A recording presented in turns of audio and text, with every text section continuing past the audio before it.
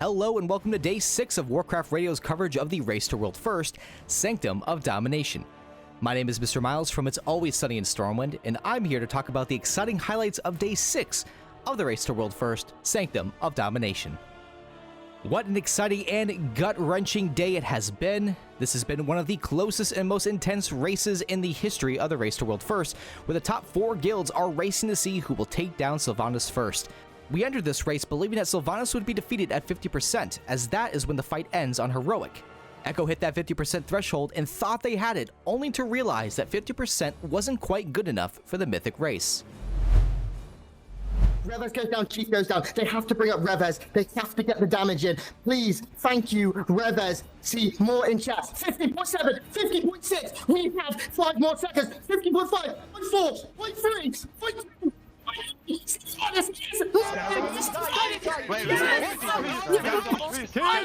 Scratch bubble, please. What? Please. What? The bubble fucking died! I'm running. What's happened? What? 49.6? She dies at 45.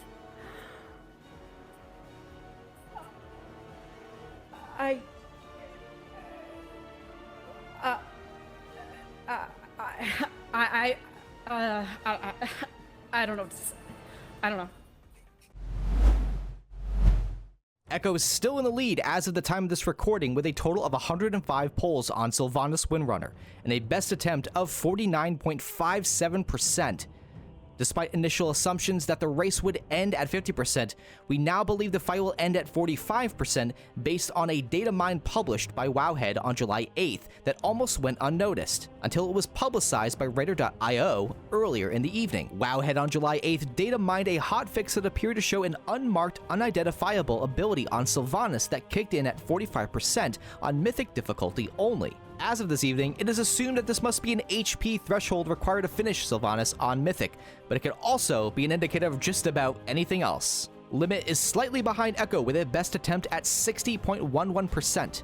Can Echo dish out at an extra 5%, or will this have to wait until reset?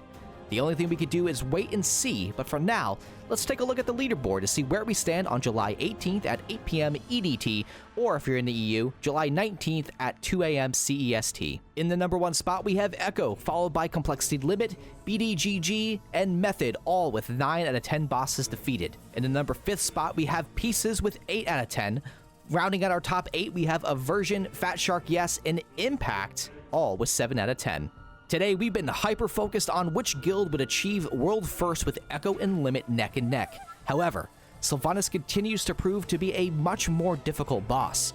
According to a hotfix on July 16th, the total damage players must deliver to Sylvanas was reduced by 5% in Normal and Heroic.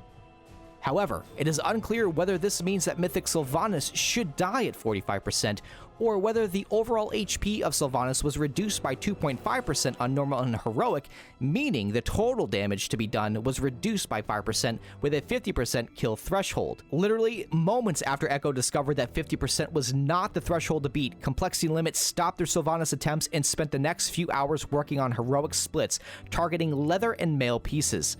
As of the time of this recording, they just completed their additional splits and are back to the fight against Sylvanas.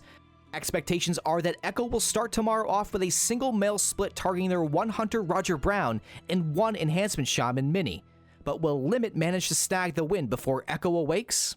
In yesterday's video, we described the mechanics of the first 2 phases in the Sylvanas fight, including the presence of new Domination arrows and Domination chains in Phase 1, and the addition of a second bridge in Phase 2 of Mythic. Today, we got a good look at Phase 3 of the fight. Like Heroic and Normal, Phase 3 takes place in the Arbiter's Chamber above Oribos, with 4 platforms appearing around the central platform. The raid spawns in above one of the platforms, and every couple of minutes, Sylvanas destroys the platform that the raid is on, forcing the raid to move to another platform and repeat certain mechanics.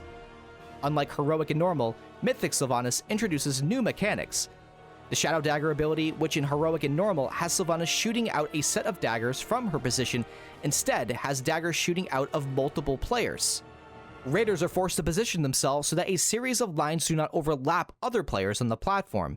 Additionally, the Wailing Arrow mechanic, which targets a single player and does significant damage to other raiders that are close by, does so much damage that players on Mythic normally take the ability to another platform to cause it to do as little damage as possible to the rest of the raid. Over 85,000 viewers were on hand to watch Echo push Sylvanas below 50%, and the hype was through the roof.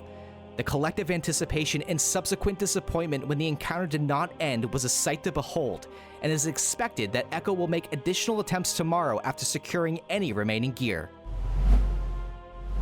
Still, the expected 4.5% still needed to kill Sylvanas amounts to an additional 7 million hit points, or 1,800 DPS needed from every DPS player in the raid. Where the guild could possibly find this extra damage is the biggest question facing the race to World First at this time. Let's catch up on the rest of the raid progress after yesterday's recap was posted. Big Dumb Golden Guardians and Method have taken down Kel'Thuzad in short order and are now our two other competitors on Sylvanas. BDGG swooped in late last night, claiming the World 3rd title on Kel'Thuzad after 53 pulls. Method caught up this morning, claiming World 4th after just 42 pulls.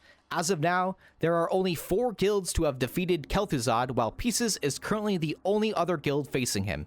BDGG moved on to confront Sylvanas, and thus far, their best attempt is 67.9% after 29 pulls. However, after today's revelation that the Sylvanas fight does not end at 50%, they have decided to push Mythic Plus for additional gear before continuing the fight. Method has ended for the night, but their current best pull is 67.4% after 71 pulls. That is only a 0.5 difference between our number 3 and number 4 guilds.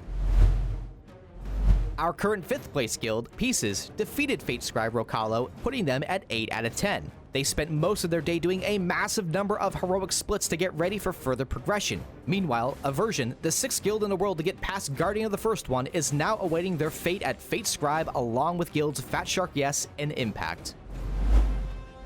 This concludes our Day 6 coverage of the Race to World First Sanctum of Domination, brought to you by Warcraft Radio and Chaos Gaming, and powered by Raider.io.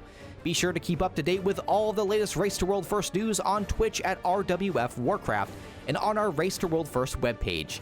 You can find all of our daily recap videos on YouTube and keep up to date on all progression by following Warcraft Radio on Twitter.